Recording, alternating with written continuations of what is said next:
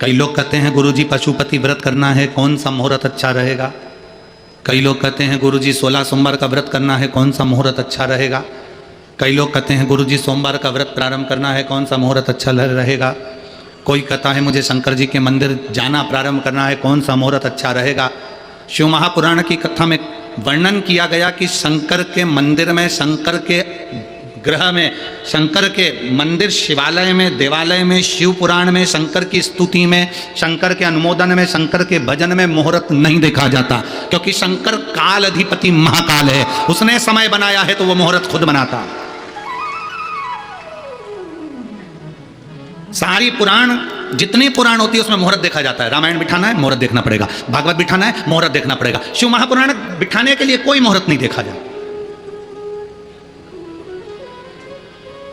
शिव महापुराण का कोई मुहूर्त नहीं है, भगवान के नाम जपने का कोई मुहूर्त नहीं है, भगवान के भजन करने का कोई मुहूर्त नहीं है। और हम तो यहां तक कहेंगे, अगर तुम दुकान चालू कर रहे हो, फैक्ट्री चालू कर रहे हो, कोई काम कर रहे हो, तो ये मत सोचना 2 महीने बाद मुहूर्त आएगा, 4 महीने बाद मुहूर्त आएगा। ना ना ना, शंकर का नाम लो और चालू करो, वो मुहूर्त तुम्हारे लिए श्रेष्ठ हो।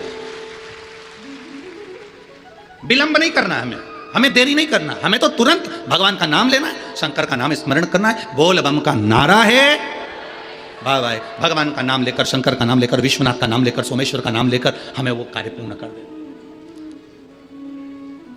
हम मुहूर्त का इंतजार क्यों करें?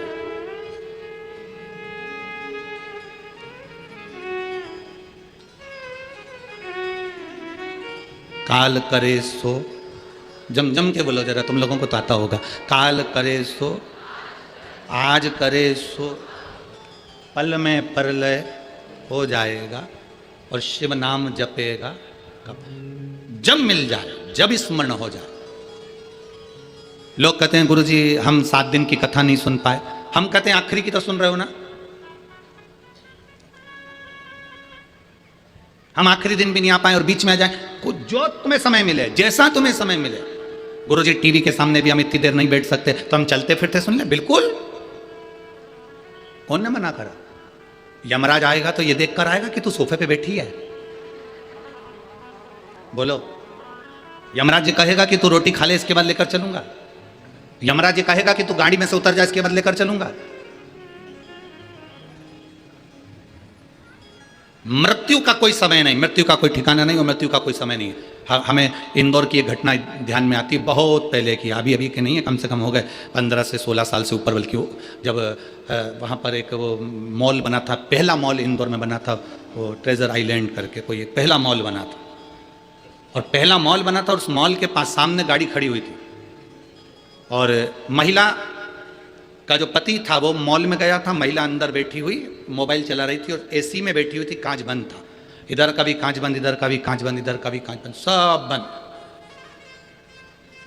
वो मोबाइल चला रही थी।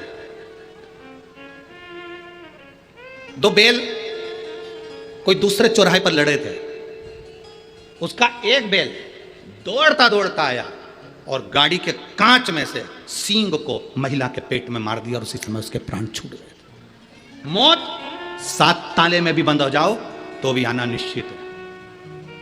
मृत्यु का कोई स्थान नहीं होता, मौत का कोई स्थान नहीं होता कि तुम सोफे पर बैठे हो तो मौत नहीं आएगी, या तुम यहां बैठे हो या वहां बैठे हो मौत नहीं आएगी ना। मृत्यु का कोई स्थान नहीं होता। जन्म, मरण, परण, 3 उस भोलेनाथ के हाथ में है। बस इतना जरूर है कि तुमने अगर भगवान के नाम का गुणगान किया है, भगवान की भक्ति करी है, तो यह पक्का है कि तुम्हें भोगना नहीं पड़ेगा, उस परमात्मा की शरणागति तुम्हें तुरंत प्राप्त हो जाएगी, भोगना नहीं।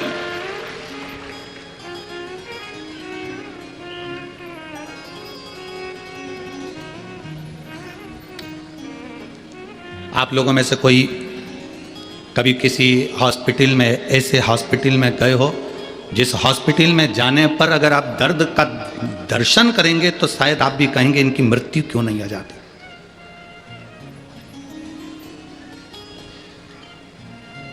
गोरखपुर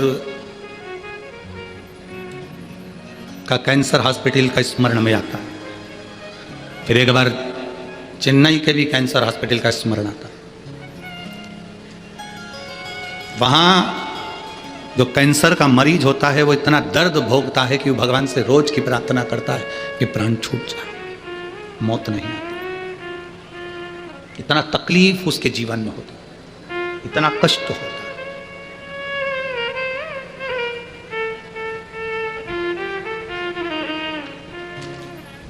परिवार के लोग हमसे कहते हैं गुरुजी कोई उपाय।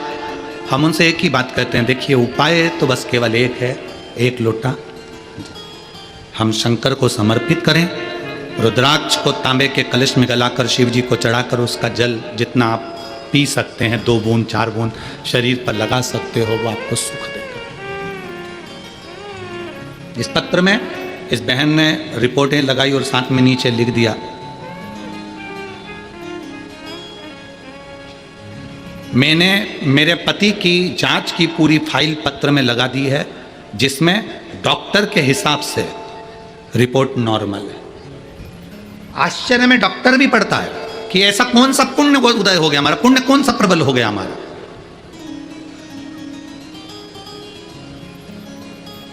यह जरूरी नहीं कि दुख आएगा तब आप लोटा लेकर भगवान के मंदिर जाएंगे, तकलीफ आएगी तब आप भगवान के मंदिर जाएंगे ना। शिव महापुराण की कथा कहती है अपने घर के बच्चों की आदत बना दीजिए।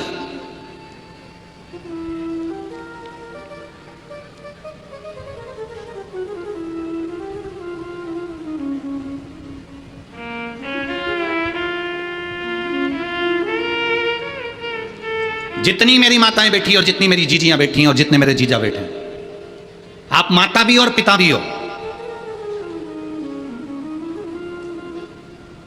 माता किसको कहते हैं? केवल बच्चे को जन्म देने वाली, केवल बच्चे को पाल पोस कर बड़ा करने वाली, केवल बच्चे को स्तनपान कराने वाली, केवल बच्चे को भोजन कराने वाली, केवल बच्चे को कपड़े पहनाने वाली, इसको क्या माता कह देंगे? नहीं। शिव महापुराण की कथा कहती है माता पार्वती से सीखना। माता पार्वती को माता कहते हैं। माता का मतलब होता है निर्माता। माता का मतलब होता है निर्माता। निर्माता से मतलब है अपने बच्चे का ऐसा निर्माण करो, अपने बच्चे को ऐसा संस्कार बना दो, अपने बच्चे का ऐसा निर्माण कर दो कि तुम्हारे बच्चे को पलट कर देखना ना पड़े।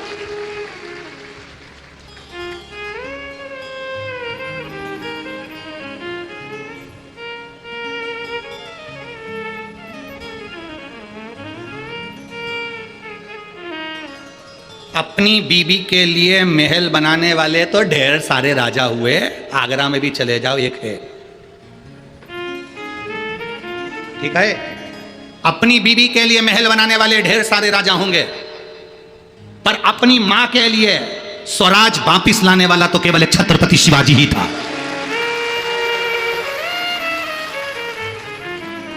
अपनी माता के लिए स्वराज लाने वाला, अपनी मां के लिए वापिस स्वराज्य लाने वाला, अपनी माता के लिए स्वराज्य की स्थापना करने वाला तो केवल छत्रपति वीर शिवाजी ही थे। बीवी के लिए तो कोई भी महल बना लेगा। बीवी के लिए महल बना लेना सरल बात, कोई भी पर अपनी माता के लिए स्वराज, अपनी माता ने कह दिया कि मुझे यह चाहिए, मतलब ये मेरा महल मुझे चाहिए तो चाहिए। और छत्रपति शिवाजी महाराज ने कह दिया मां सेना बहुत है उसके पास में, मेरे पास इतनी सेना नहीं है मां, मेरे पास इतनी सेना नहीं है मां, कैसे जाऊंगा, कैसे लाऊंगा। जीजाबाई कहती है तू रुक, मैं जाती हूं। छत्रपति शिवाजी ने कहा मां अब तू मत जाना। जीजाबाई हाथ पकड़कर वीर शिवाजी को बाल्यावस्था से, बचपन में जब वीर शिवाजी केवल 3 साल के थे,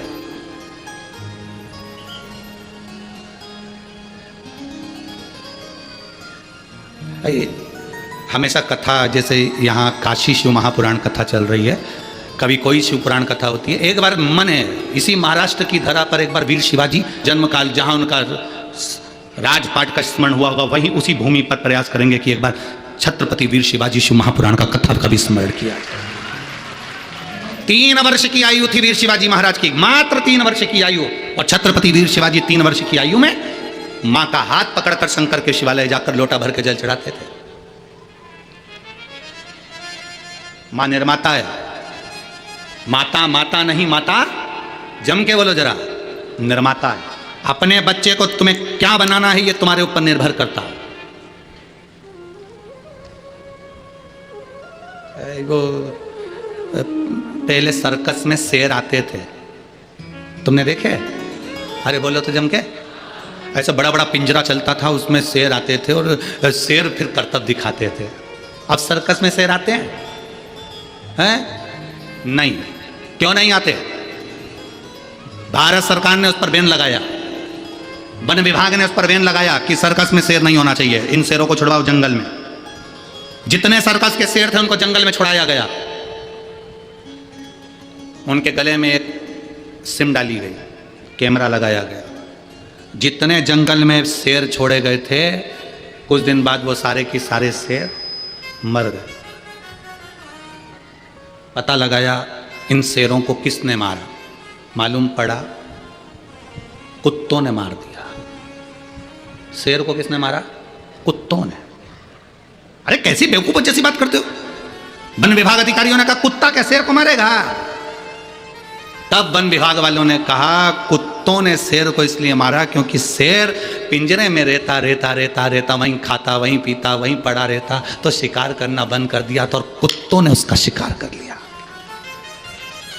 ये केवल शेर और वन विभाग की कथा नहीं, अपनी कथा है। अपनी औलाद को पिंजरे का शेर मत बनाओ कि घर में चाउमीन ने, रोटी ने, टुकड़ा ने, मेरा बेटा मेरा बेटा मेरा बेटा मेरा बेटा मेरा बेटा, गाड़ी दे दूंगी, बंगला दे दूंगी, मोटरसाइकिल दे दूंगी, ये दे दूंगी, वो दे दूंगी, चेन दे दूंगी, अंगूठी दे दूंगी, ये दे दूंगी, वो दे दूंगी। बेटे को लगाकर दुकान दे दी, काम दे दिया, धंधा दे दिया, बिजनेस दे दिया, सब बेटे को दे दिया। बेटा एक बार शिकार करने के लिए नहीं गया, एक बार कमाने के लिए आगे नहीं बढ़ा, एक बार उसकी जिंदगी में दुख नहीं आया, दुख नहीं आया, ठोकर नहीं खाई, तो वो आगे बढ़ नहीं पाया। फिर मालूम पड़े कई दोस्त मिल गए, उन दोस्तों ने अपने चुंगल में फंसाया, तुम बूढ़े हो गए, और उन दोस्तों ने उसको चुंगल में फंसाकर पूरा एक बार शेयर मार्केट में बिठाया और डब्बा गोल कर दिया। अब रो रहा है, मैं क्या कमाऊं, मैं तो बड़ा दुखी हो गया। महाराज जी पत्रिका देखकर बता दो, मेरी जिंदगी में सुख कमाएगा। महाराज क्या करे पत्रिका का? तुमने अपने बेटे को केवल पिंजरे का शेर बनाया था। अगर आप अपने बेटे से कह दो मेरी दौलत मत देखना, मेरा धन मत देखना, मैं नहीं दे सकती, मेरा मन पड़ेगा मैं उसको दूंगी, इसलिए मेरा निवेदन है तू अपनी कमाई करना खुद चालू कर। जब वो जंगल का शेर बनेगा,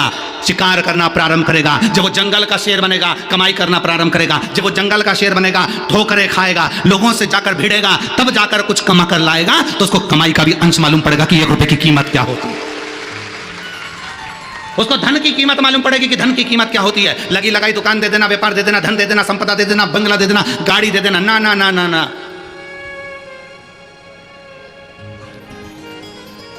अपनी जिंदगी में कुछ अच्छा करने का प्रयास। मैं राजा भैया आपको धन्यवाद दूंगा, श्रद्धा बेटी आपको भी धन्यवाद दूंगा। आपने अपनी जिंदगी में अपने धन का सदुपयोग करा है। बनी में करोड़पति बहुत सारे होंगे, ढेर धन होगा, ढेर संपदा होगी, पर जोड़ जोड़ के केवल बच्चों को दिया। कभी जीवन में एक बार सत्कर्म नहीं कर पाए। कम से कम बनी का इतिहास रच दिया आपने, शिव पुराण की कथा करवा। ये बनी का इतिहास रच दिया कि बनी जैसे क्षेत्र में भी शिव महापुराण की कथा हो सकती है, कोयले की इस खदान में भी हीरा प्रकट हो सकता है। ये बनी के इतिहास में तुमने सिद्ध कर दिया। जोड़ा जोड़ा जोड़ा जोड़ा। हम तो ये भी नहीं कहते कि तुम किसी महाराज को दे दो, हम तो ये भी नहीं कहते कि तुम किसी को दो, हम तो ये कहते हैं अपने ऊपर तो खर्च करो, अच्छा खाओ पियो मौज करो। तुम्हारा बेटा एप्पल का मोबाइल लेकर घूम रहा है, तुम्हारा बेटा कौन सी बुलेट आती भट भट फटाका फोड़े, कौन सी रे हैं, कौन सी कंपनी की है? रॉयल कंपनी की। हाँ, ना जाने कौन कौन सी कंपनी की बुलेट लेके घूम रहा, 1.5 लाख की। और पिताजी ने मालूम पड़ा कपड़े उतारे तो बनियान में 40 छेकड़े।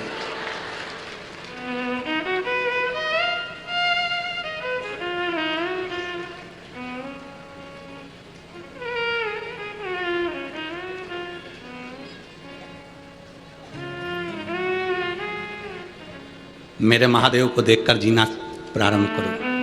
मेरे शंकर भगवान की जिंदगी बड़ी विचित्र जिंदगी थी, बहुत मस्त जीते थे। उनके चेहरे पे कभी उदासी रही नहीं। मेरे भोलेनाथ जी के जितने फोटो देखोगे उसमें हल्की सी मुस्कुराहट देखोगे, वो हंसता ही रहता है। कई लोग हमसे भी कहते हैं तुम कथा करते करते दांत क्यों दिखाते रहते हो? तुम्हारी एक भी फोटो ऐसी नहीं आई जिसमें तुम्हारे दांत नहीं है। जब देखो, जब तुम्हारे जितने फोटो बनते हैं उसमें तुम मुस्कुराते ही दिखते हो। तो यहाँ तो रामचरितमानस में यशोदा जी, कौशल्या मैया राम जी से कहती है माता पुनि बोली सोमति डोली तजौताते अरूपा की जैसे सुलीला थी प्रियशीला यह सुख परम अनुपा। माता कौशल्या करी सुनी वचन सुजाना रोदन ठाना। कौशल्या जी राम जी से कह रही हैं कि राम तुम रो। राम जी कहते हैं माँ मैं भगवान, मैं काय को रोऊं? कौशल्या जी कहती हैं पृथ्वी पर जो जन्म लेता है उसको रोना पड़ता है। बच्चा नहीं रोता तो डॉक्टर सिस्टर चिमटी मार ठोक कर रुलाते हैं। जन्म के समय पर बच्चे को रोना जरूरी है। क्यों रुलाते हैं? क्योंकि आज से रोएगा तो मरेगा, तब तक रोना पड़ेगा, इसलिए रो। पर शिव महापुराण रोना नहीं सिखाती। इसलिए तो शंकर भगवान अजर अमर है।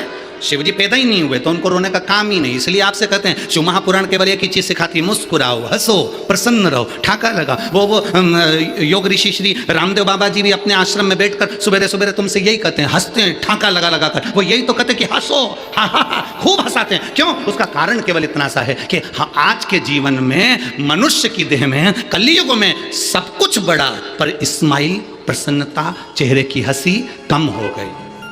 और ये स्माइल, ये प्रसन्नता, ये हंसी केवल मनुष्य को मिली है। कभी मछली को हंसते हुए देखा है? छिपकली को, काकरोच को, चूहा कभी मुस्कुराते देखा है? गधे को हंसते हुए देखा है? सांप को मुस्कुराते देखा है? शेर को हंसते देखा है? नहीं। ये मुस्कुराहट, ये हंसी केवल मनुष्य को दी गई है। ये गॉड गिफ्ट है, इसलिए मुस्कुराते रहो। पसंद ये मुस्कुराहट तुम्हारे चेहरे पर। मुसद्दीलाल जैसे ऐसे बैठ गए, किसी ने मार ठोक के, ऐसे बैठे जैसे किसी ने दो चार धर के बिठाया। कथा में जा रही है, चुपचाप बैठना, दोस्त पकड़ के चुपचाप बैठो, ऐसे।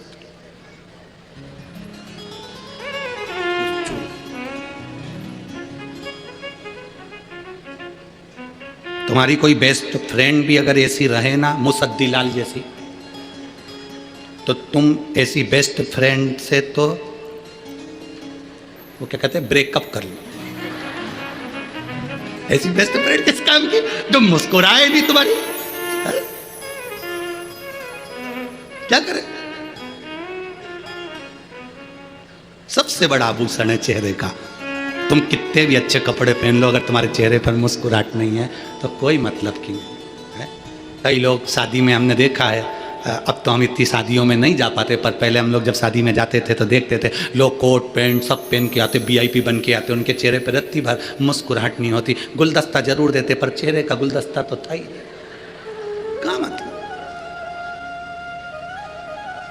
बड़े बड़े ऑफिसरों को हमने देखा है, बड़े बड़े ओहदे पर बैठते हैं, बड़े बड़े मिनिस्टर, मंत्री, कोई कलेक्टर ऑफिसर, कोई बड़े बड़े बहुत सरकारी नौकरी के बड़े बड़े ऑफिसर देखो, उनके चेहरे पर कभी स्माइल नहीं रहती, वो हंसते ही नहीं। हमने एक बार पूछ लिया क्यों नहीं हंसते, तो क्या गुरुजी हंसो तो फंसो। हम अगर हंस देंगे तो हमारे छोटे वाले ऑफिसर को हमारा काम करना पड़ेगा, इसलिए हम उनके सामने हंसते ही नहीं।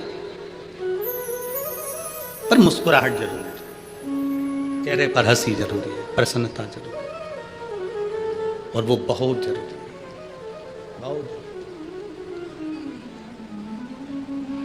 तेरे दरबार की बाबा निराली शान देखी है, तेरे दरबार की बाबा निराली शान देखी है।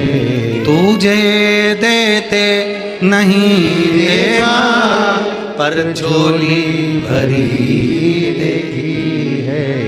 तुझे देते नहीं देगा पर झोली भरी देखी है। मुख दुनिया मोड़ेगी बाबा तू मुखड़ाना मोड़े। मुख दुनिया मोड़ेगी बाबा तू मुखड़ाना मोड़े।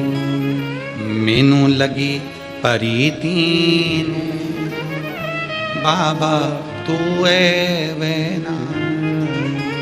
प्रीत लगाओ परमात्मा से। अगर प्रीत परमात्मा से है तो वो मिलन होगा। एक मुस्लिम बेटी ने पत्र लिखा था,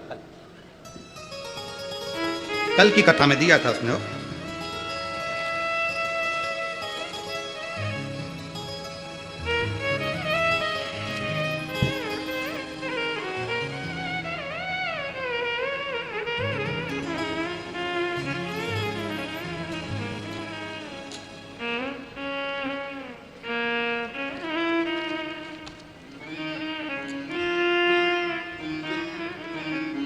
कल की कथा में आया था। वो बेटी यहाँ है कि नहीं?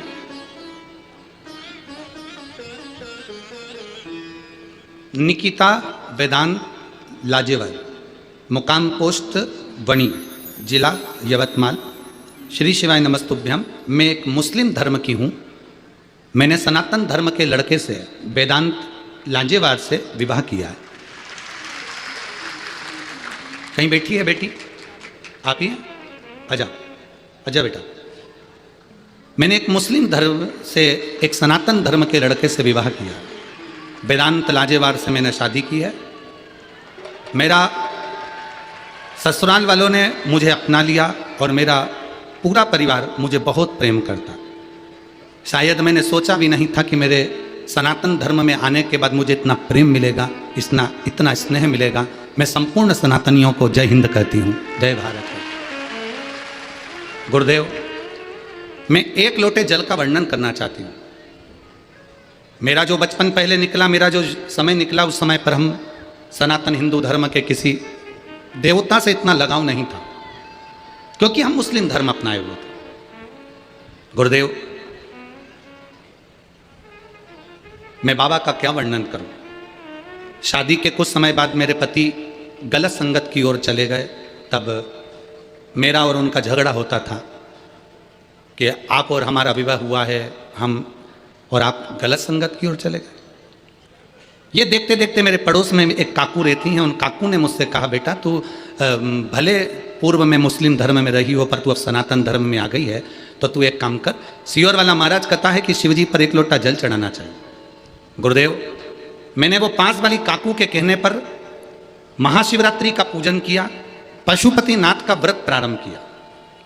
और गुरुदेव, मैंने पशुपतिनाथ का व्रत प्रारंभ कर कर शिवजी को एक लोटा जल चढ़ाना प्रारंभ करा। आज तक मैंने भगवान का ऐसा चमत्कार नहीं देखा था। गुरुदेव, मेरा केवल एक व्रत पूर्ण हुआ और मेरे पति ने मदिरा पीना छोड़ दी। मैं बाबा को यहाँ प्रणाम करने के लिए आज मैं धन्य हूँ। मेरे पति को भी मैं बहुत भाव से प्रणाम करती हूँ कि वो भी शिव के भक्त हैं और मैं भी शिव की भक्त हूँ। और मेरे जीवन का ये मेरा बड़ा फल प्राप्त करा। मेरा पूरा ससुराल, मेरा पूरा समाज और मेरा पूरा ससुराल आज मुझे बहुत आनंद में रखते हैं और मेरे पति भी मुझे बड़े आनंद में रखते हैं। मैं साधुवाद देती हूँ। हर हर। आजा बेटा।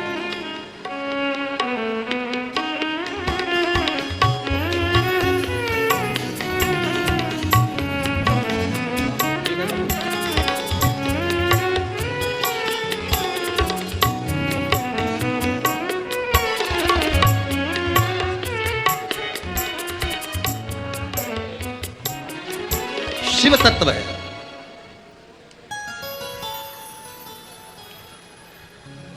इस पेटी ने एक लाइन लिखी है। मैं आस्था चैनल पर वालों से भी बोलूंगा कि इस लाइन को आप चैनल पर भी जरूर दिखाएं। इस बेटी ने एक लाइन लिखी है, सारे शिव भक्तों को मैं मन से धन्यवाद देती हूं। श्रद्धा जी आपको और भैया राजकुमार जी जायसवाल जी आपको। बाबा, मेरे जीवन का सनातन धर्म अपनाना सफल हो गया और मेरा जीवन धन्य हो गया। ये लाइन इस बेटी ने अपने भाव को व्यक्त किया। एक बात अपने जीवन में उतार कर रखिए, अपने जीवन में भाव को अपने जीवन में रखिए कि हम जो जिंदगी जिए उस जीवन में, हमने कल भी कथा में कहा था कि शिव भक्ति ये नहीं कहती कि आप कुछ गलत करें। शिव भक्ति ये कहती है कि आप जहाँ रहें वहाँ आपके नज़दीक में, आपके आसपास में, आपके नज़दीक में जो शिवालय, उस शिवालय में एक लोटा जल समर्पित कर दो।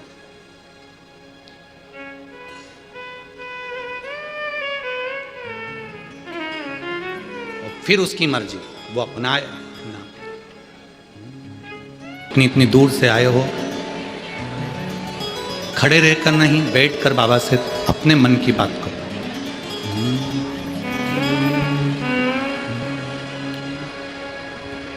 श्री शिवाय नमस्तुभ्यं। श्री शिवाय नमस्तुभ्यं। श्री शिवाय नमस्तुभ्यं। श्री शिवाय नमस्तुभ्यं। श्री शिवाय नमस्तुभ्यं। भोला सब दुख काटो मारा, ओ भोला सब दुख काटो मारा। शिव शंकर जपो तेरी माला, भोले बाबा जपो तेरी माला। भोला सब दुख काटो हमारा, ओ भोला सब दुख काटो हमारा। देश है मंगल मंगलकारी, वेश है मंगल मंगलकारी। शमशान वासी हमारा, शमशान वासी हमारा। ओ भोला सब दुख काटो हमारा, ओ भोला सब दुख काटो हमारा। भगवान शिव की कथा कर रही है, भगवान देवादिदेव महादेव का संवाद कर रहा है, शिव महापुराण की कथा वर्णन कर रही है। शिव तत्व को पाना,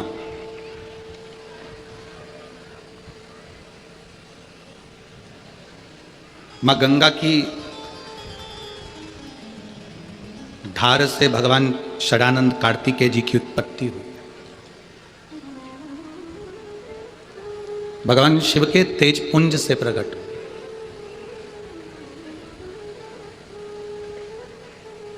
और वो षडानंद कार्तिकेय के जन्म लेने का कारण या प्रकट होने का कारण केवल इतना था कि उनको तारकासुर का संहार करना। हमने पहले भी कथा में कहा, आज फिर कहते हैं कि आपके और हमारे जन्म लेने का कारण कुछ ना कुछ जरूर है। कोई ऐसा व्यर्थ में पैदा नहीं हुआ है।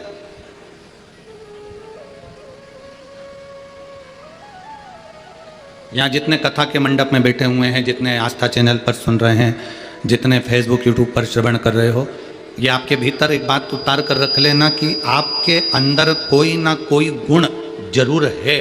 इसलिए परमात्मा ने तुमको पृथ्वी पर पैदा करा। अगर गुण नहीं होता तुम्हारे अंदर तो तुम्हें जन्म देता ही नहीं, पहले ही निपटा देता। गुण है तो पैदा कर, बस वही गुण को आपको और हमको प्रकट करना है।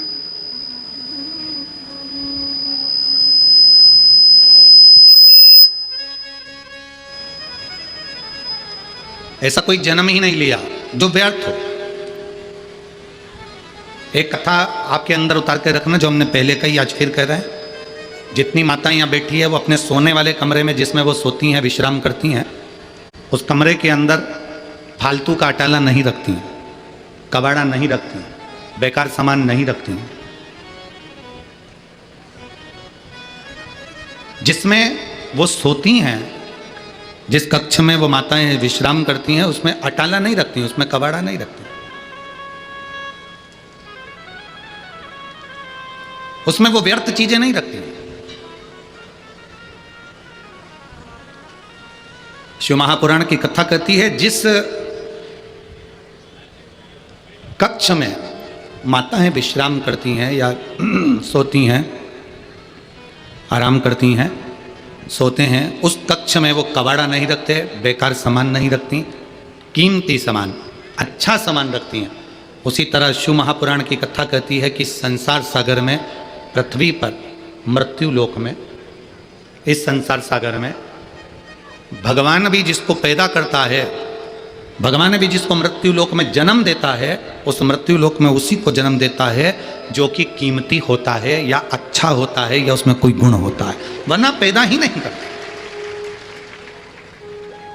और तेरी कृपा बिना न हिले एक भी अणु, लेते हैं श्वास तेरी कृपा से तनो तनो।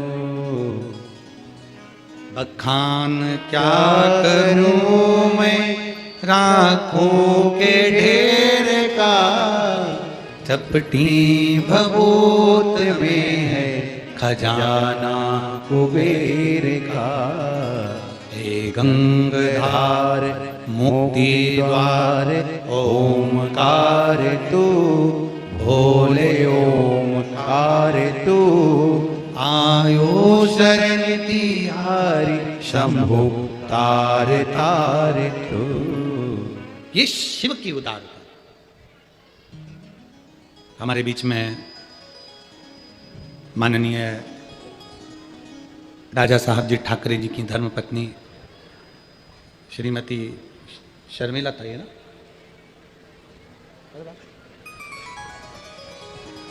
शर्मिला ताई आई ना, श्रीमती शर्मिला ताई ठाकरे जी आई हैं। एक बार जोरदार ताली बजाकर स्वागत वंदन अभिनंदन।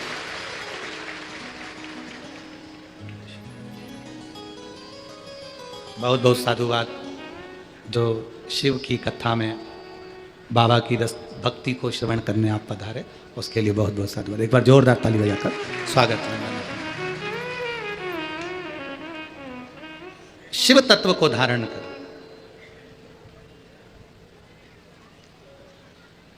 और जब तक शिव तत्व भीतर नहीं आएगा तब तक जीवन का कोई सुख नहीं है हमारा।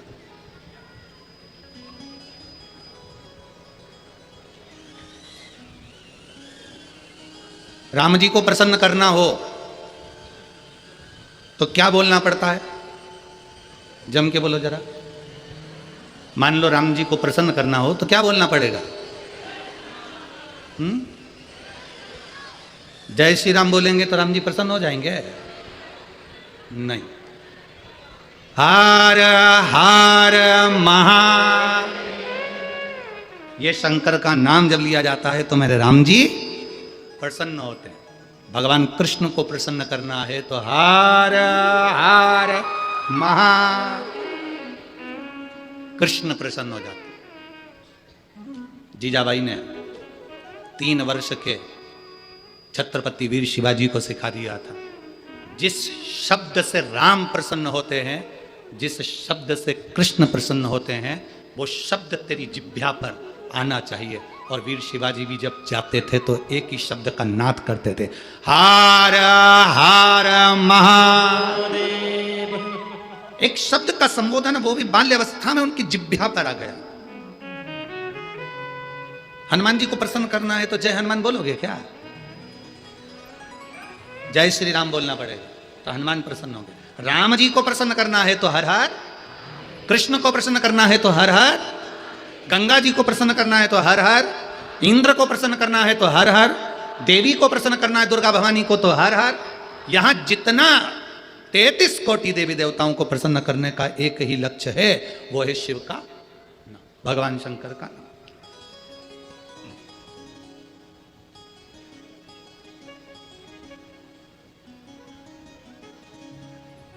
कलिकाल में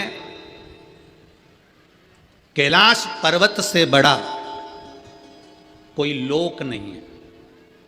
कैलाश पर्वत से बड़ा कोई लोक नहीं है, और श्री शिवाय नमस्तुभ्यम से बड़ा कोई श्लोक नहीं है। आप जपो जपो, ओम नमः शिवाय बोलो, राम नाम बोलो, कृष्ण नाम बोलो, शिव नाम बोलो, शिव से बड़ा कोई श्लोक नहीं। जब हम श्री शिवाय नमस्तुभ्यम बोलते हैं तो हम अपनी आत्मा से, चित्त से, मन से, वृत्ति से, शरीर से भगवान के चरणों में झुक गए होते हैं, प्रणाम कर रहे, नमन कर रहे।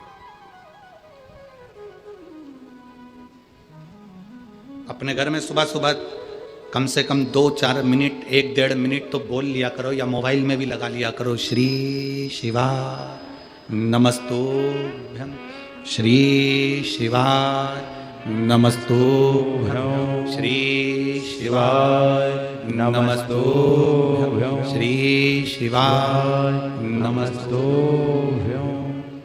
बोला करो 2 मिनट 5 मिनट शिव का नाम लोगे, शंकर का नाम लोगे तो राम भी प्रसन्न होंगे, शंकर का नाम लोगे तो कृष्ण भी प्रसन्न होंगे, शंकर का नाम लोगे तो 64 योगिनियां भी प्रसन्न होंगी, शंकर का नाम लोगे तो देवी भी प्रसन्न होगी। मानधाता जी का चरित्र आता है राम वंश के अंतर्गत, सूर्य वंश के अंतर्गत। एक चरित्र आया है राजा मानधाता का। शिव कथा कहती है सूर्यवंश के अंतर्गत एक बड़ा सुंदर चरित्र का वर्णन किया गया। भगवान राम के पूर्वज थे मानधाता जी, जो तप करने के लिए वन क्षेत्र में गए, पर्वतों पर गए और बहुत हजारों वर्ष तक उन्होंने तप किया, तप करा, पर भगवान के दर्शन नहीं हुए, ना कोई वर प्राप्त हुआ उनको।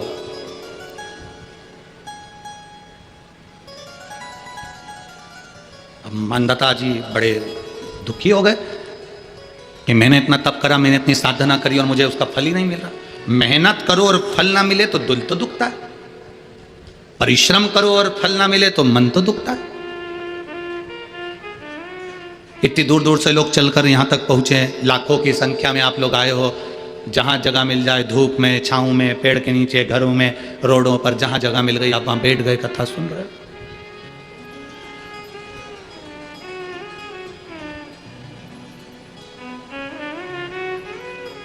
और जितने भी आए हो ना, खाली हाथ नहीं आए हो, तुम्हारे साथ में कोई बैग, कोई मोबाइल, कोई पर्स, कुछ ना कुछ है। बोलो है कि नहीं? कुछ भी नहीं है तो टोरा टोरी है, छोरा छोरी, वो क्या होता है, मुलगा मुलगी, वो भी है। मतलब तुम कुछ ना कुछ तो लेकर आए, पक्का।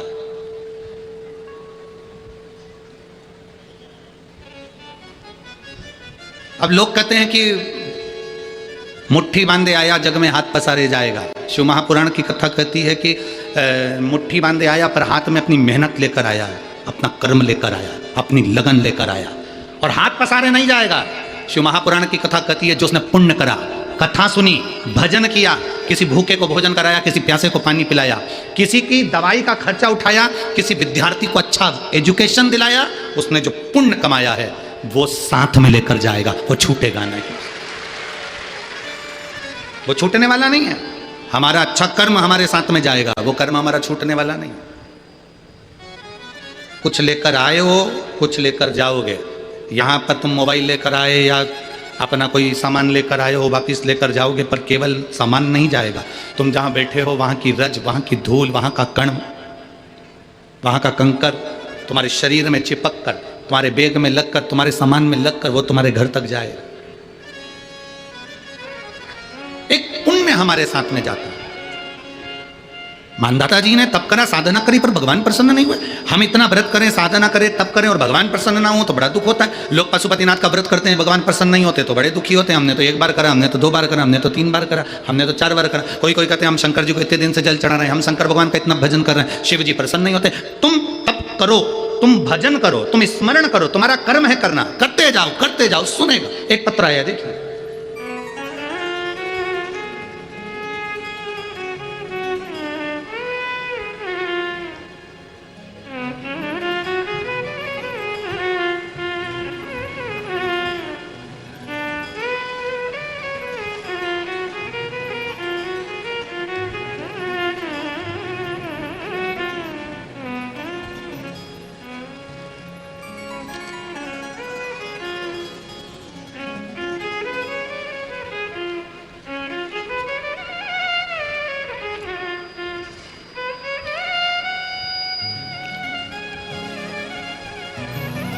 मेरा नाम उज्ज्वला, मेरा गांव नले गांव, मंडल इचोड़ा, जिला आदिलाबाद, तेलंगाना।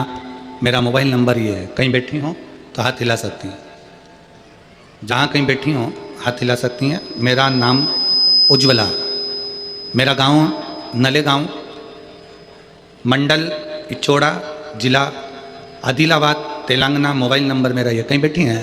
अच्छा, इधर है, हाथ हिला। श्री शिवाय नमस्तुभ्यं। गुरुजी, आज मैं कथा में बैठी हूं, बड़ी खुश होकर बैठी हूं। शायद मेरे बराबर दुनिया में कोई खुशी बाबा ने किसी को ना दी होगी। मुझे ब्रेस्ट कैंसर हुआ था। आजा बेटा, बेलपत्र ले जाना, आजा। मुझे ब्रेस्ट कैंसर हुआ था।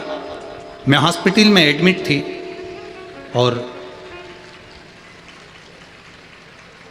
कैंसर के हॉस्पिटल में डॉक्टर ने मेरा ब्रेस्ट निकालने का बोल दिया था। अब मेरा ब्रेस्ट निकालने का बोला गुरुदेव। उसी कैंसर के हॉस्पिटल में पोछा लगाने वाली बाई ने मुझसे कहा, जी आपको ब्रेस्ट कैंसर हो गया है और आपका ब्रेस्ट निकाल रहे हैं, ऑपरेशन होगा। और पोछा लगाते लगाते वो बाई बोली कि एक काम करो ना, आपका कोई रिश्तेदार अगर आपके घर पर हो तो उसको बोलकर एक बार शंकर जी का चढ़ा हुआ पानी मंगवाओ ना और थोड़ा सा पियो ना। कौन बोली है ये? जम के बोलो जरा। पोछा लगाने वाली हॉस्पिटल में झाड़ू पोछा करो। मैंने अपने परिवार वालों से कहा कि ऑपरेशन बाद में कराएंगे, पहले मैं पशुपतिनाथ का व्रत करना चाहती हूँ। पशुपति व्रत? हाँ, मुझे एक महिला ने कहा है मुझे पशुपति व्रत करना है और शंकर जी पे चढ़ा हुआ पानी पीना, इसके बाद मैं ब्रेस्ट का ऑपरेशन कराऊंगी, इसके बाद मैं कैंसर का ऑपरेशन कराऊंगी और ब्रेस्ट निकल पाऊंगी। मैं अभी ब्रेस्ट नहीं निकल पाऊंगी, ना मैं अभी कैंसर का ऑपरेशन कराऊंगा। मुझे केवल एक बार पशुपति व्रत कर लेने दो, उसके बाद मेरा ब्रेस्ट निकाल देना, कैंसर का ऑपरेशन कर देना। मेरे परिवार के लोग घर ले गए। मैंने उसी बीमारी में भगवान शंकर के 5 पशुपति व्रत करे, शिव जी पे चढ़ा हुआ जल पिया, बाबा का बेलपत्र खाया। हर रोज मंदिर में जल चढ़ाने जाती हूँ, बाबा का चढ़ा हुआ जल पीती हूँ। बाबा की कृपा ऐसी हुई कि बाबा को मैं जब ऑपरेशन के लिए वापस गई तो उसी हॉस्पिटल में जब मेरी जांच हुई तो मेरा कैंसर नॉर्मल आया, कैंसर समाप्त था। मैं बाबा को प्रणाम करने के लिए आई हूँ। शायद मेरे बराबर कोई भाग्यशाली नहीं होगा, इसलिए मैं बाबा को तेलंगाना से यहाँ आकर प्रणाम करने के लिए आई हूँ। गुरुदेव, मैं बाबा का क्या वर्णन करूँ। गुरुदेव, आज मेरा कैंसर पूरा समाप्त हुआ है। मैं बाबा को धन्यवाद देने के लिए। यह शिव तत्व है, शंभु ओ घड़ी।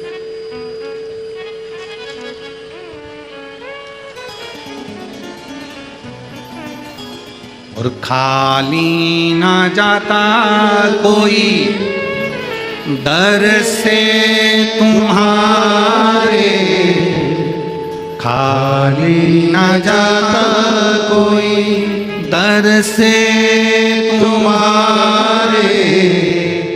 मैं भी खड़ी हूँ नन्हे बार पसारे, अपने हृदय से लगा लो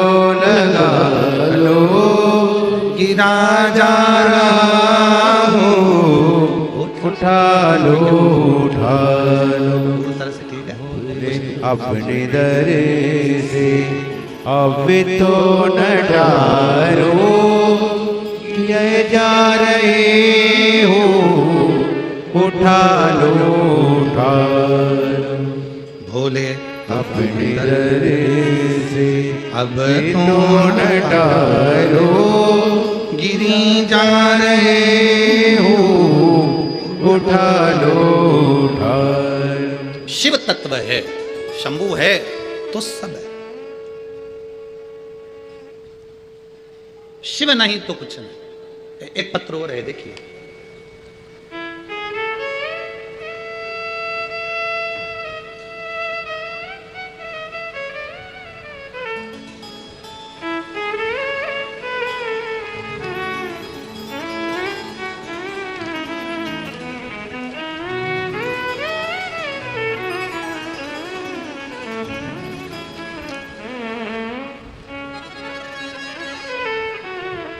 मैं सो पूजा रमेश गिरोले, रहना समुद्रपुर तहसील जिला वर्धा की रहने वाली हूँ। कहीं बैठी हैं? सो पूजा रमेश गिरोले, रा समुद्रपुर तहसील समुद्रपुर जिला वर्धा की रहने वाली हूँ। कहीं बैठी हो तो हाथ हिला सकते हैं। ऐसे हिला दो दोनों हाथ। श्री शिवाय नमस्तुभ्यं।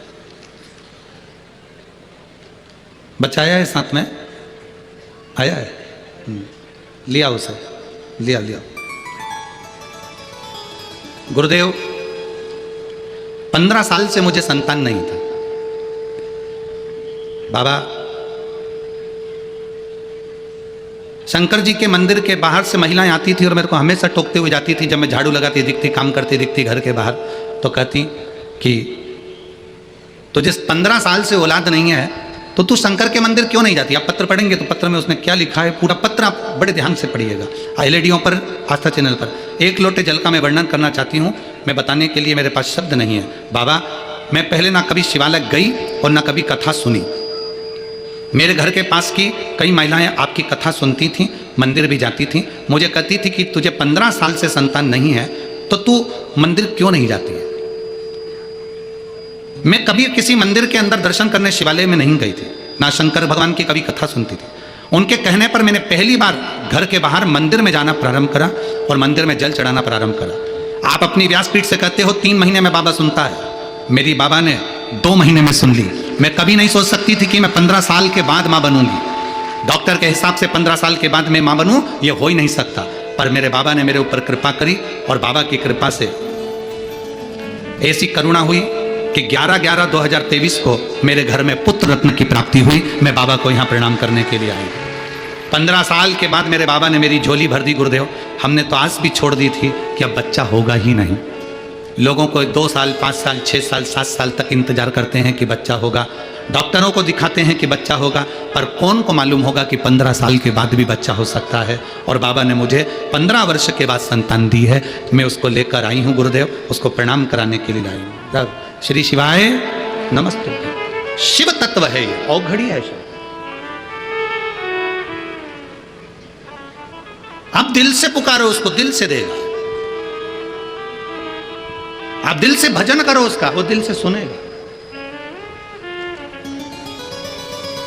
और तेरे दरबार की बाबा निराली शान तेरी है, तुझे देते नहीं देना, पर झोली भरी देखी है। मुख दुनिया मोड़े ना बाबा तू मुखड़ा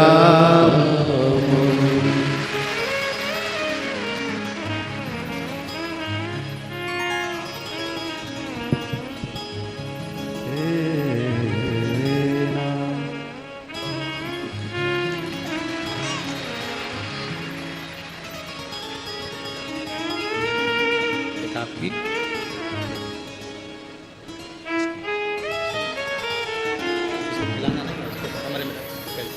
आपकी खा लेना।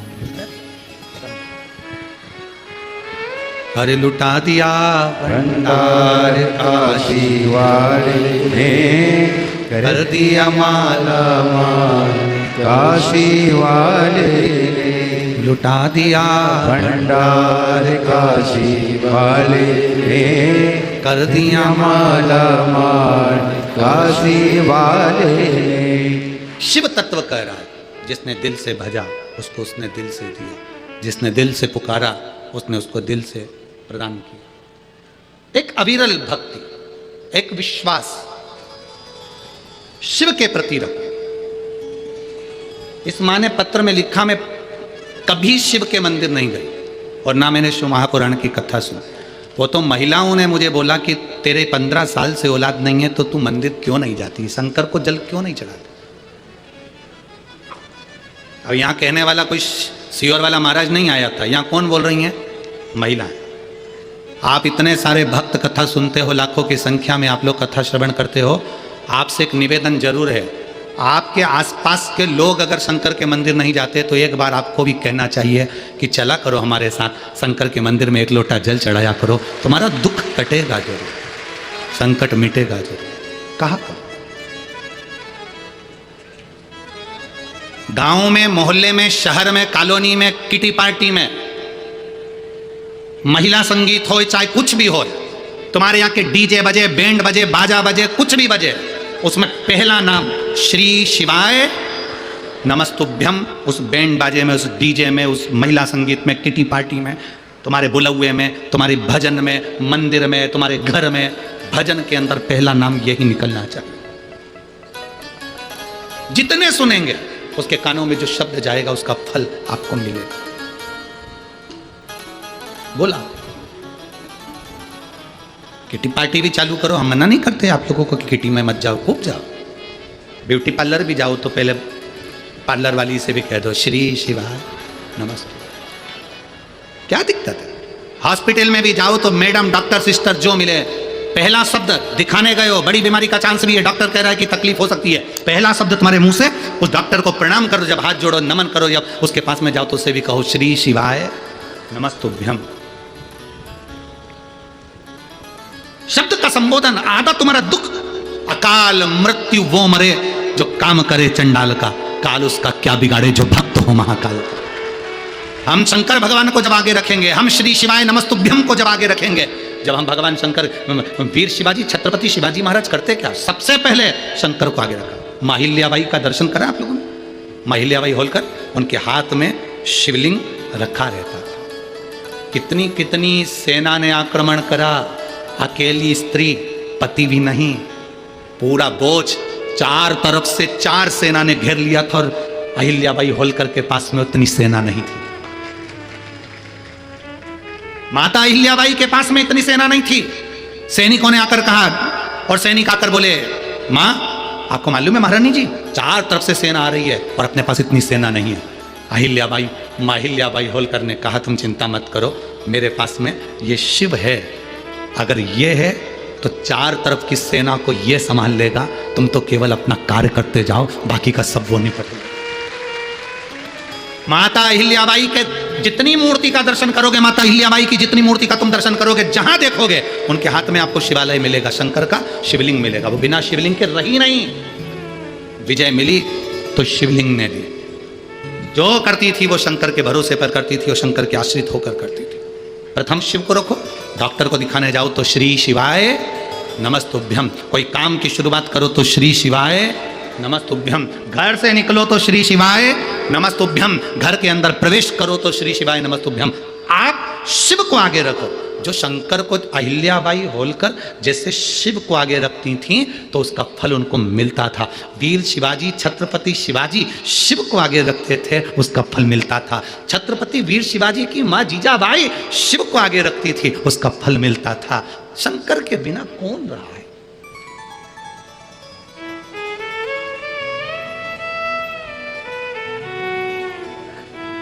आप भगवान शंकर के विरल भक्ति को धारण करिए।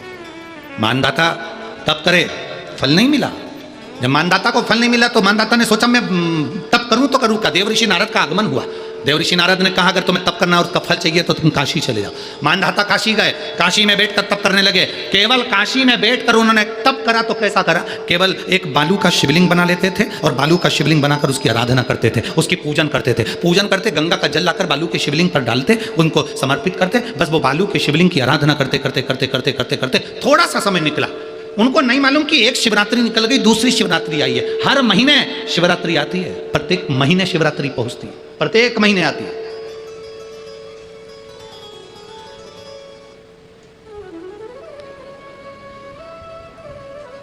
एक शिवरात्रि अपन पंजाब में थे, भटिंडा, तब पड़ी थी। जनवरी की पड़ी थी वो, जनवरी की। अब फरवरी की जो शिवरात्रि पड़ेगी वो अपन झारखंड में रहेंगे 5 तारीख से 9 तारीख के बीच में, तो बीच में शिवरात्रि पड़ेगी। इसलिए उस कथा का नाम पतालेश्वर शिव महापुराण की कथा रखी है। हड्डी उसमें मूल है आपका बुढ़ापा ना बिगड़े उसके लिए वो कथा है। 5 दिन की कथा है, 2 बजे से 5 बजे तक आएगी आस्था चैनल पर भी। और झारखंड के आसपास के जितने श्रोता हैं सब सुनो। जमशेदपुर में काजू बागान में वो कथा होगी, बड़े प्रेम से सुनिए। काजू बागान में तुम ये सोचकर मत आना कि काजू तोड़ के खा लेंगे।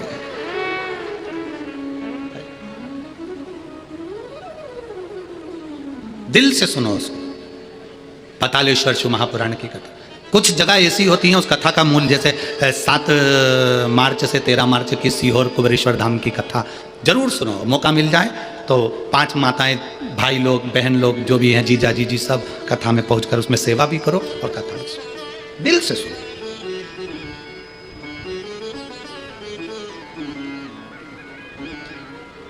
भगवान की भक्ति को धारण करिए। मानधाता ने बालू का शिवलिंग बनाया, पूजन करना प्रारंभ करी, गंगा जी का जल ले जाकर चढ़ा देते। अब कोई तप नहीं, कोई साधना नहीं, कोई नेत्र बंद कर नहीं बैठे, कोई तप साधना में नहीं बैठे।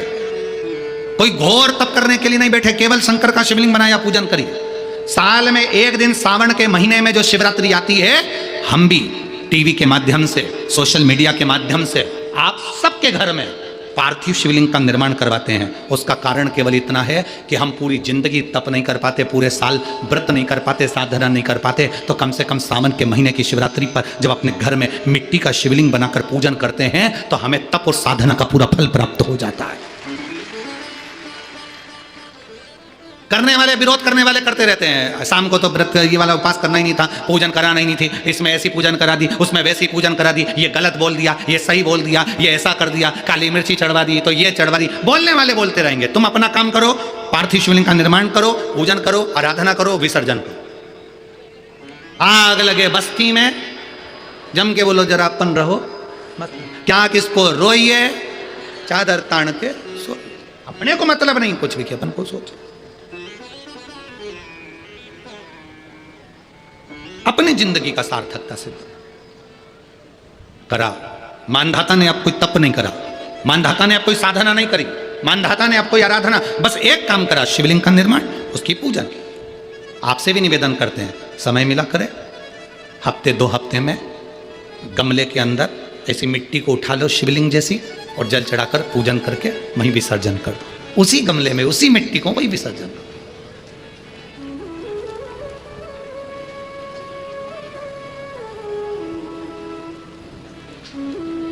प्रयास करो, उसका फल मिलता है। शंकर भगवान प्रकट हो गए, कहा क्या चाहिए तुमको, मांगो। अब मानधाता ने मांगा कुछ ना, मानधाता ने कहा कि पहले तो मैंने जब तप करा, साधना करी, आराधना करी, तब तो मुझे आपका दर्शन नहीं हुआ, और अब आप मेरे सामने आ गए तो मैं मांगू, ये श्रेष्ठता कहाँ है? अब मैं मांगू, ये श्रेष्ठता कहाँ है? मुझे मांगना नहीं है, कुछ तो मांगो। नहीं, मानधाता ने कहा बस इतनी कृपा करना, प्राण छूटने का जब समय आए तो मेरा शिव सामने हो, और मेरा ये आत्मा, मेरी जब मृत्यु हो तो ये आत्मा शिव में और कैलाश में विलीन हो जाए, बस ऐसी कृपा कर, और कुछ भी नहीं, और कुछ नहीं चाहिए, बस यही होना चाहिए। उसका जो फल है वो जीवन का एक आनंद सुख देने वाला हो। हमने कथा में कहा था शुरू में, माता क्या होती है? निर्माता। आप माता हो, आप निर्माता हो। अपने बच्चे के हाथ में 1 लोटा जल लेकर मंदिर भेजने की जवाबदारी तुम्हारी है। अपने बच्चों के मुख से श्री शिवाय नमस्तुभ्यम निकलवाने की जवाबदारी तुम्हारी है, कोई दूसरा नहीं निकलवा।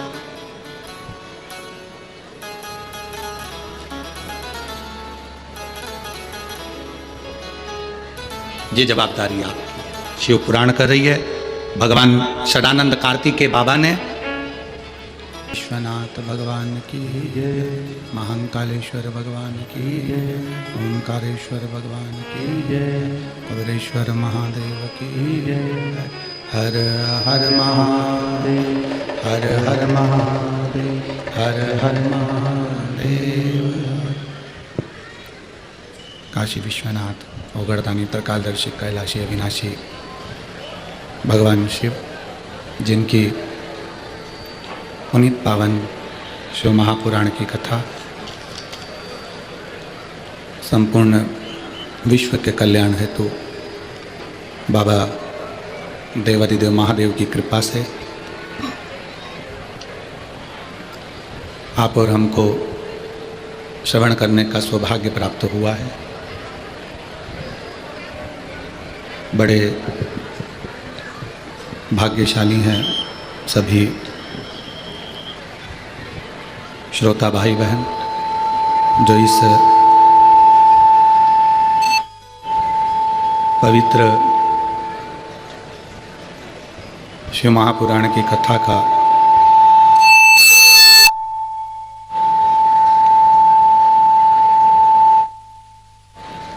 लाभ ले रहे हैं।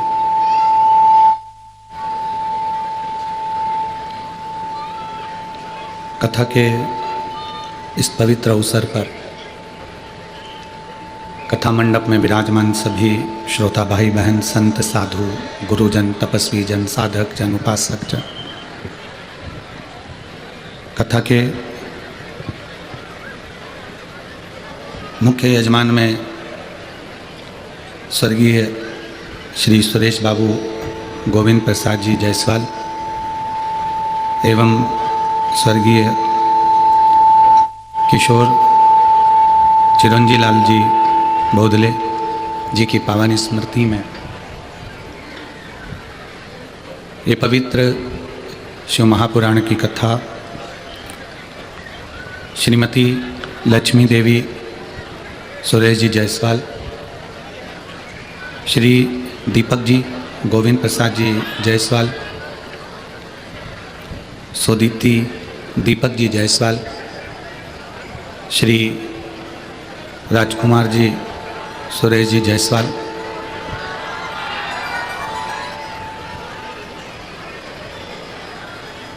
सौभाग्यवती श्रद्धा राजकुमार जी जायसवाल परिवार इस कथा के मुख्य यजमान का पद ग्रहण करे हैं। भगवान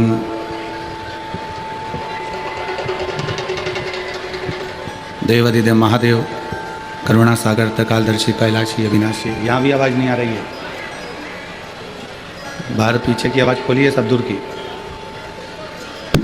भगवान शिव ओगरदानी त्रिकालदर्शी कैलाशी अविनाशी, जो संपूर्ण विश्व का कल्याण करने वाले हैं, संपूर्ण जगत का उद्धार करने वाले हैं।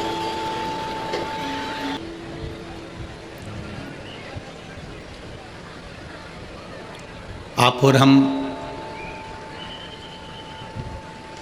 बड़ी मुश्किल से इस मनुष्य के शरीर को प्राप्त कर कर आए हैं।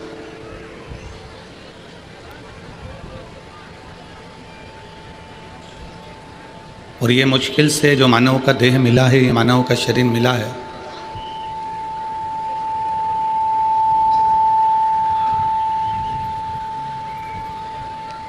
ये ऐसे ही समाप्त नहीं किया जाए। 21,600 श्वास प्रतिदिन शरीर में से निकल रही है, रेगुलर चालू है।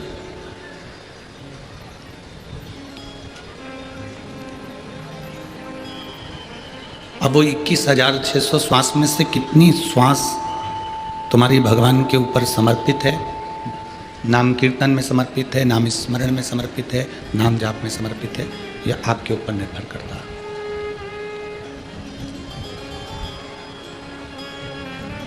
21,600 श्वास में से कितनी श्वास आप भगवान को दे रहे हो? 24 घंटे में से कितना समय आप परमात्मा को दे रहे हो?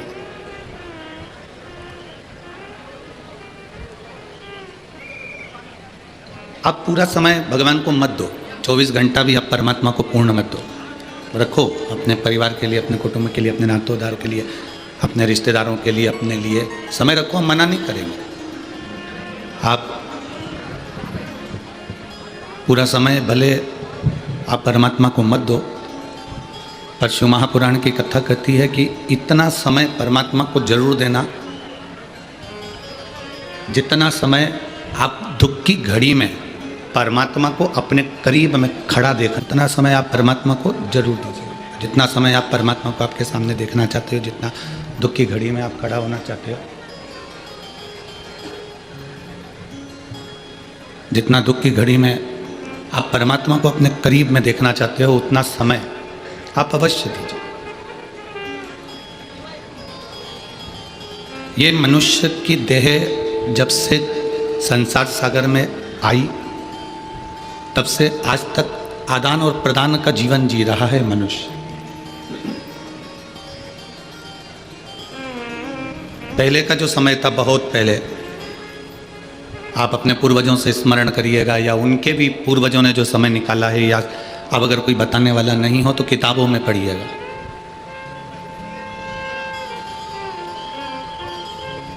किताबों में अध्ययन करिएगा। जब आप किताबों में अध्ययन करेंगे तो आपके स्मरण में आएगा कि पहले का समय और आज का समय दोनों आदान प्रदान का रहा। किसान के पास में फसल होती थी, ज्वार मक्का होती थी। किसान के पास में जो फसल होती थी वो कपड़े वाले को देता था, उससे कपड़ा ले लेता था।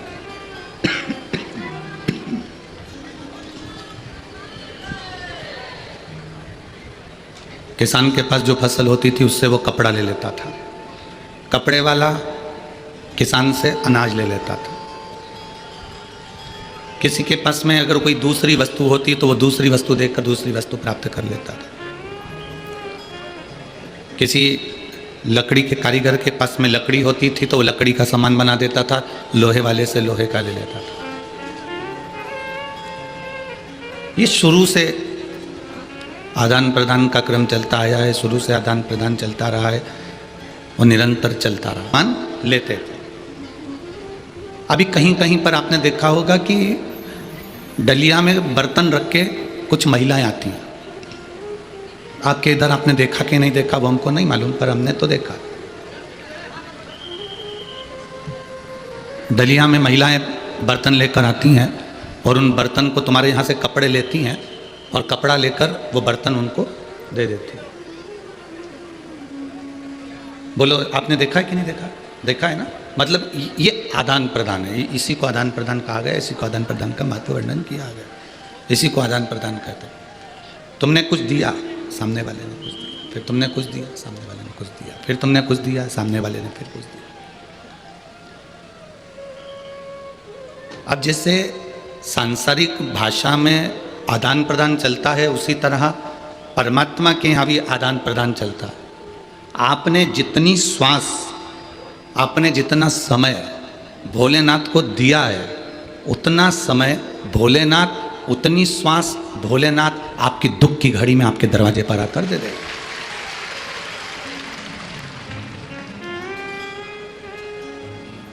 बस ये आदान प्रदान है, इसको आदान प्रदान कहा गया।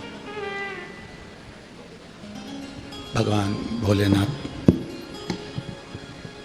इसी को आदान प्रदान कहते हैं।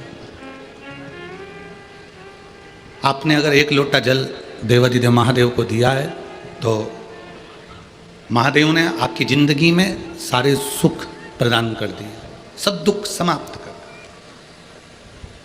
लोग कहते हैं कि गुरुजी एक लोटा जल सारी समस्या का हल है, ये एक लोटा जल ये सारी समस्या का हल है। तो एक लोटा जल चढ़ा देने पर उसका फल हमें मिलता क्यों है, क्यों प्राप्त होता? हमने देना सीखा, हमने प्रदान करना सीखा। हमने भोलेनाथ जी को एक लोटा जल दिया, अब दिया हुआ कभी खाली तो जाएगा नहीं। हमने शिव जी को अगर एक लोटा जल समर्पित करा है, भोलेनाथ जी को एक लोटा जल दिया है, भगवान शंकर को एक लोटा जल अगर हमने समर्पित करा है तो उसका फल हमारे इस खाते में।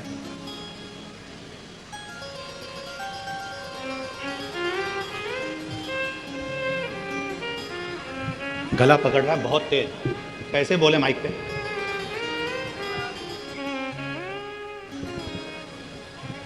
एक लोटा जल यदि हमने किसी को दिया है, एक लोटा जल यदि हम समर्पित करें हैं तो उसका फल क्या मिलता है? हम कैसे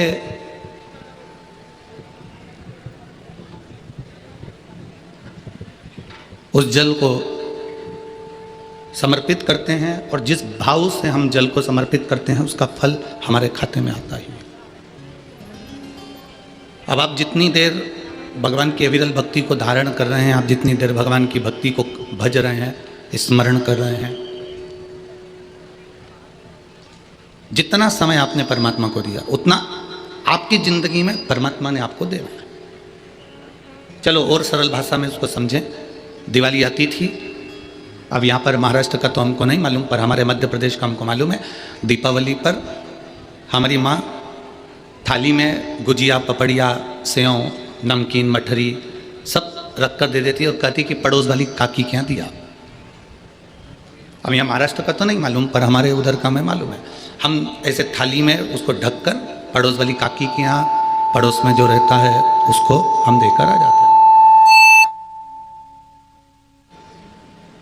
पड़ोस में जो रह रहा होता है हम उसको दे देते। अब पड़ोस में जो रहता है उसको हमने दिया। अब वो जो काकी के हम जो प्लेट भर कर सामान देकर आए ना, फिर वो काकी भी क्या करती थी, जम के तो बोलो जरा, वो भी प्लेट भर कर हमारे यहाँ भेजती थी। आना मेरा काम है और मेरी बिगड़ी बनाना तेरा काम। तेरे मंदिर में मैं आ ही गया, मुझे दर्श दिखाना तेरा काम। ये उस पर निर्भर कर रहा है। अब इतनी धूप पड़ रही है, इतनी गर्मी पड़ रही है, आपको लगता होगा कभी कभी कि गुरुजी माइक वाले को इतना चिल्लाते हैं या माइक वाले को इतना गुस्सा करते हैं। आज आप तो अंदर बैठे हो, कभी बाहर से आ रहे होते ना तो देखना 2 से 3 किलोमीटर दूर गाड़ियाँ रोकी गई हैं और 3 किलोमीटर दूर से बुजुर्ग माता अपने बच्चों का जब हाथ पकड़कर पंडाल में आती हैं तो उनका दर्द देखा नहीं जाता। कम से कम कथा सुनने का कम से कम मौका तो मिल जाएगा। वो इतनी दूर चलकर आ रही है और उसको कथा भी सुनने को नहीं मिले तो फिर तो बेकार जीवन क्यों आए हम यहाँ पर, और क्यों लाखों रुपए फिर माइक वाला लेता अगर व्यवस्था नहीं दे पाते तो। जरा देखो छोटे छोटे बच्चे 3-3 किलोमीटर दूर से ऐसे हाथ पकड़ पकड़ कर, बुजुर्ग जिसकी कमर दुख झुक रही है और वो चली रही है, केवल उसको एक ललकता है सियोर वाला महाराज के पहुंच जाऊं, कथा सुनना है, मेरे को 5 मिनट बैठना। धूप नहीं देख रही, चलाती हुई धूप, बाहर जितने बैठे हैं जरा देखो उनका नज़ारा, लोग रोडों के किनारे बैठे हुए हैं कि केवल कथा सुनना। अब लोगों को लगता है कि महाराज जी माइक वाले को चिल्ला देते हैं, क्रोध कर देते हैं। ये एक समझने वाली विषय है कि क्यों कर रहे हैं। हमारा क्या है, हम तो ये कथा बाँचेंगे और फिर गाड़ी में बैठेंगे और अपने चले जाएंगे, पर मूल है आपका त्याग, मूल है आपका परिश्रम।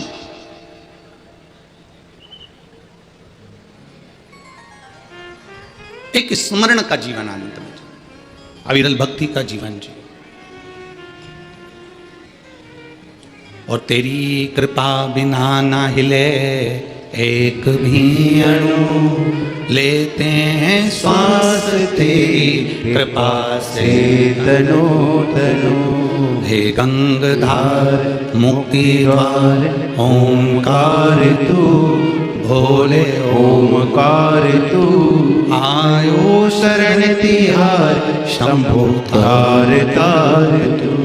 बखान क्या करूं मैं आँखों के तेरे का, चपटी भगोत में है खजाना कुबेर का।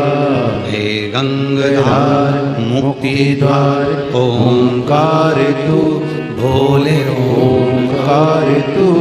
आयो शरण तिहार शंभु तार तार तू। उसका भजन खाली नहीं जाए, उसका नाम जाप खाली नहीं जाए, उसका मंत्र जाप खाली नहीं जाए। आप जो जपे हो उसका फल मिलता जरूर। अब रोड के किनारे किनारे चलकर देखना, रोड के किनारे किनारे जितने पेड़ लगे होते हैं उन पेड़ों पर वन विभाग वाले कलर पोत देते हैं। देखा है आप लोगों ने?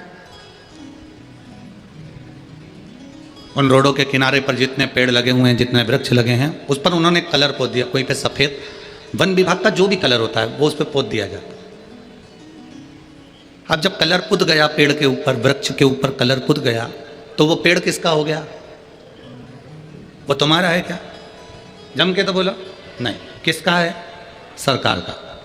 वन विभाग का हो गया, सरकार का हो गया।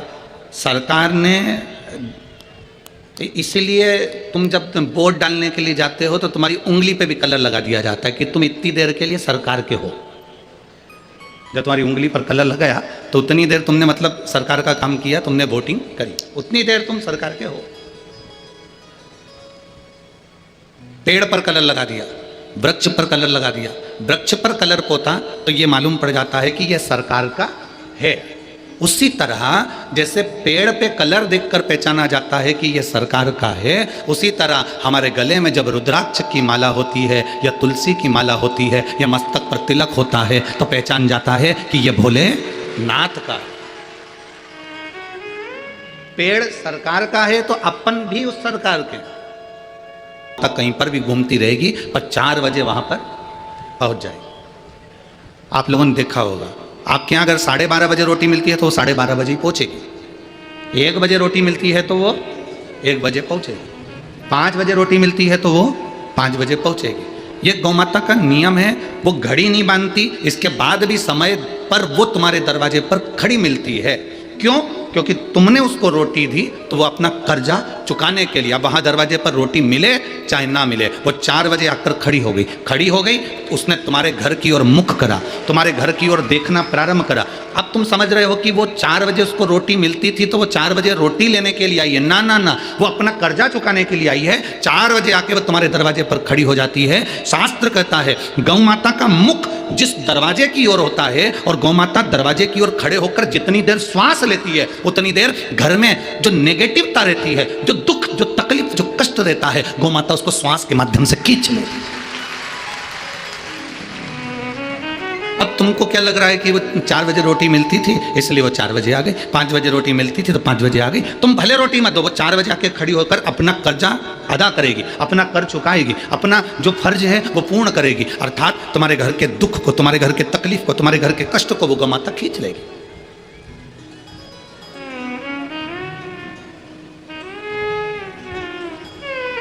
वो तुम्हारे दरवाजे से अपने आपके दुख को खींच कर ले जा रही है, वो आपके कष्ट को खींच कर ले जा रही है।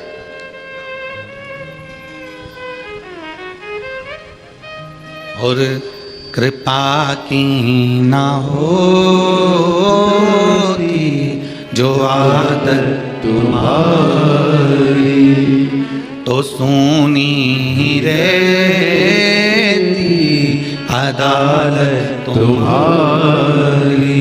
गरीबों के दिल में जो जगह तुम न पाते तो किस दिल में होती इबादत तुम्हारी, तो किस दिल में होती इबादत तुम्हारी। यदि आप परमात्मा का भजन कर रहे हो तो परमात्मा ये नहीं देख रहा कि तुम सेठ हो कि गरीब हो कि अमीर हो कि साधारण हो, उसने ये नहीं देखा। परमात्मा तो केवल ये देखता है कि तेरा मन कितना पवित्र है, तेरा दिल कितना पवित्र है, तेरा हृदय कितना पवित्र है।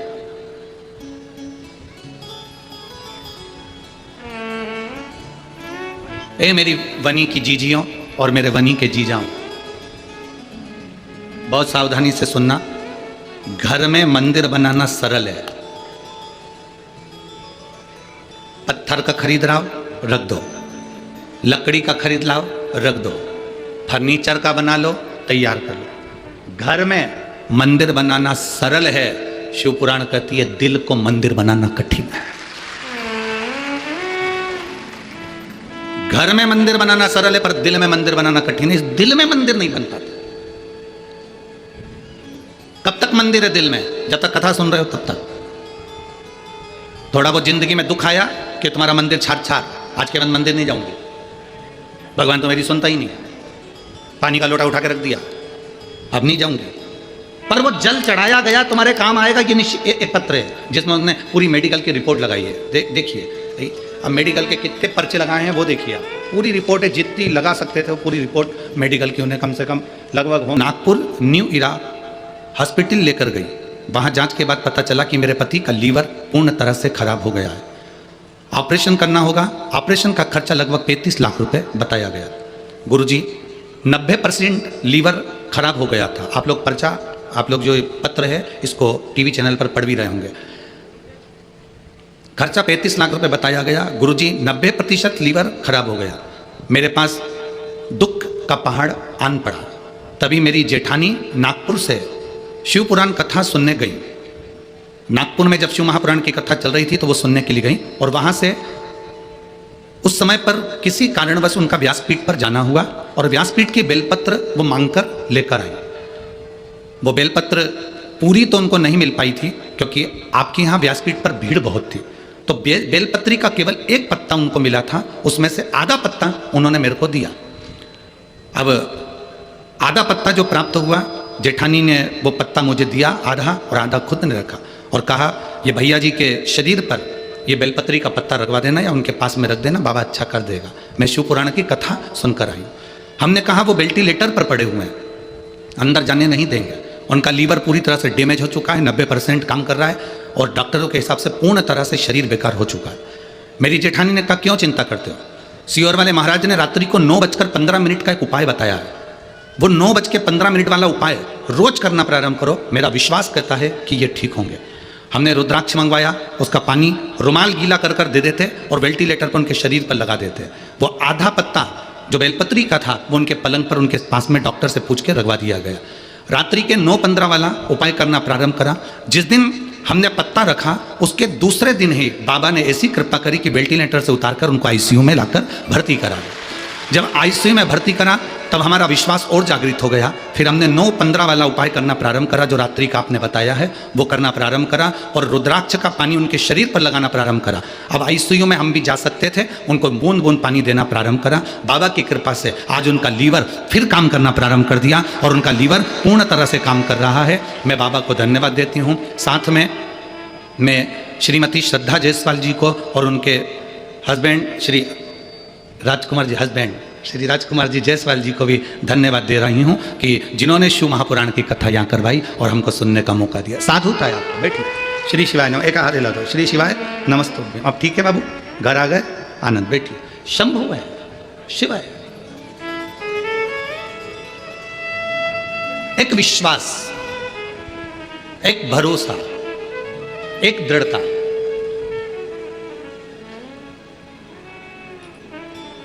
एक बात बताएं आप लोगों को, थोड़ा आज सुन के बड़ा वैसा लगेगा। कई जगह पर जब कोई बहुत सारे नेतागण जब लोग कथा करवाते हैं या कोई कथा का आयोजन करवाते हैं,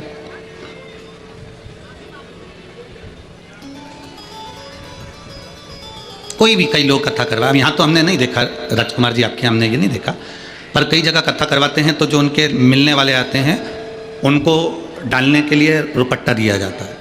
किसी किसी को बड़ा बड़ा पुरस्कार भी देना पड़ता है कि ये आए हैं तो इनको ये गिफ्ट दे दो, उनको ये, गुरुजी आप हाथ लगाकर इनको ये दे दें। पर शिव महापुराण, ये आप कोई दूसरी पुराण कराओ ना, उसमें खूब गिफ्ट दो और खूब रुपट्टे उड़ा, पर शिव महापुराण का जो बेलपत्री से बड़ा कोई गिफ्ट नहीं हो सकता।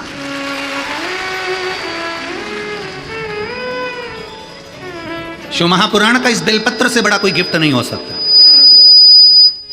अगर आपके पास गीता प्रेस गोरखपुर की शिव महापुराण की पुस्तक हो, पोथी हो, पुराण हो, तो घर पर जाकर पढ़ना। उसके विद्येश्वर संहिता को पढ़िए, रुद्र संहिता को पढ़िए, उसके उमा खंड को पढ़िए। उसमें वर्णन करा, जब कौमार खंड को पढ़ो या उसमें आप चरित्र पढ़ेंगे तो उसमें वर्णन आता है कि जब तुमरुक्का चंचुला देवी जब कथा पूर्ण सुन लेती है अपने पति बिंदुक के लिए, और शंकर पार्वती उसके यजमान बनते। शिव पार्वती उसके यजमान है, और यजमान बनने के बाद जब पुराण पूरी हो जाती है, पूरी, तो शंकर भगवान से तुमरुका जी कहते हैं कि इस पुराण के लिए आप कुछ कहेंगे नहीं? शंकर भगवान ने कहा, इस पुराण पर मैंने प्रतिदिन बेलपत्र समर्पित करी। सुनो तुमरुका जी, ये बेलपत्र अगर वो साड़ी नहीं भी दे, कपड़े नहीं भी दे, और मिठास से भरी हुई वाणी प्रदान कर दे, तो तुम्हें कपड़े की भी जरूरत नहीं पड़ेगी और जेवर की भी जरूरत नहीं। केवल मीठी वाणी, केवल एक प्रेम के शब्द पे, केवल एक स्नेहवश शब्द का संबोधन।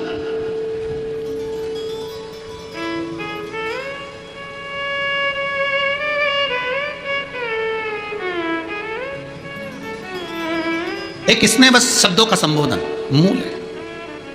हमको बड़ा अच्छा, आज भी हमने देखा, कल भी हमने देखा, राजा भैया के हम वहाँ पर सुबह सुबह घूमने का क्रम कर रहे, तो घूम रहे थे, तो हम 2 दिन से देख रहे थे, वो श्रद्धा बेटी बाहर आती हैं, वो जीजी भाई, और वो काम वॉचमैन खड़े रहते हैं या चौकीदार खड़े रहते हैं, तो उनसे कह देती हैं, अब तुम थक गए होगे, सो जाओ, बैठ जाओ, थोड़ा हम जग गए हैं, तुम सो जाओ, बैठ जाओ।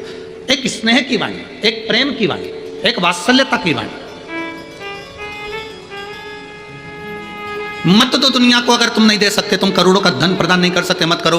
तुम भंडारा नहीं कर सकते, मत करो। तुम दुनिया को कम्बल कपड़ा नहीं दे सकते, मत दो, पर कम से कम मीठी वाणी तो बोलो।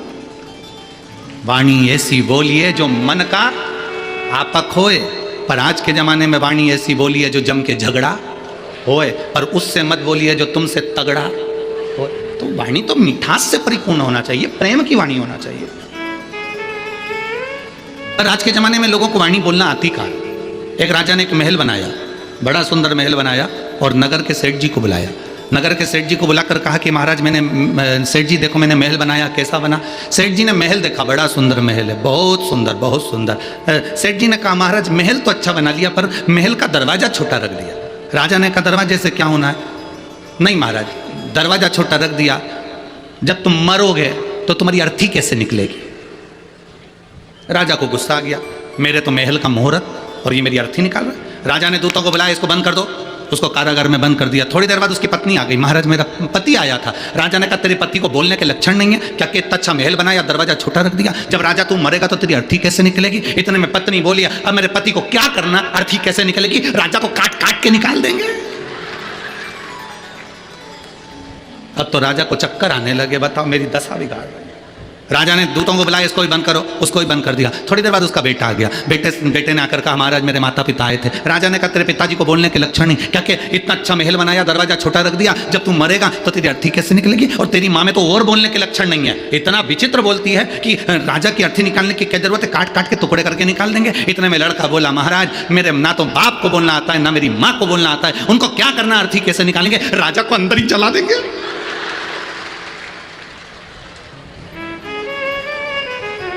राजा चक्कर खा के नीचे गिर गया।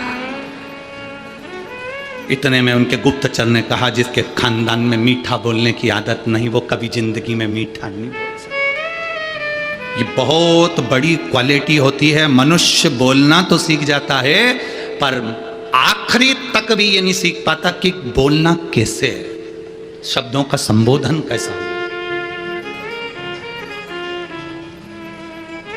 मीठी वाणी बोलो, प्रेम की वाणी बोलो, स्नेह की वाणी बोलो। दुनिया कितनी भी ताना दे, कितनी भी गालियां दे, कितनी भी अपशब्द कहे, कितना भी कुछ कहे, आप अपने मिठास को देने में कमी मत करो।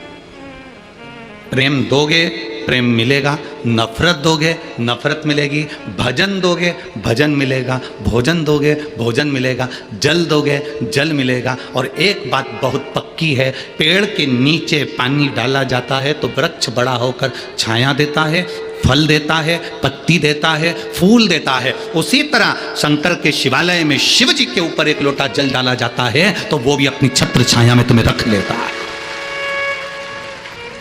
बोल बम का नारा है, सारी समस्या का हल वो भी तुमको रख लेता है।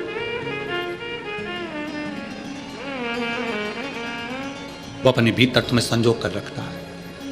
और मैंने तेरे ही भरोसे बाबा, तेरे ही भरोसे हवा बिच उड़ती जावांगी बाबा, डोर हटो छड़ीला मैं कटी जावांगी। भोले मैं तेरी पतंग बाबा, मैं तेरी पतंग हवा बिच उड़ती जावांगी बाबा, डोर हटो छड़ीला मैं कटी जावांगी। हम जब उसके करीब पहुंच गए तो वो हमारा हो गया, हम उसके।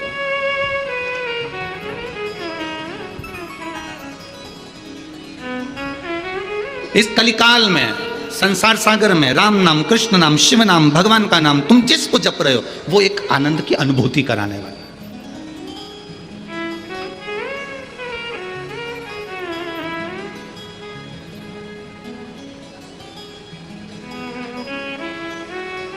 वो एक आनंद की अनुभूति कराने वाला। जाया करो, शिव के दरवाजे पर जाने से कभी मुख मत मोड़ो। तुम ये मत सोचना कि अभी हमारा काम नहीं हो रहा,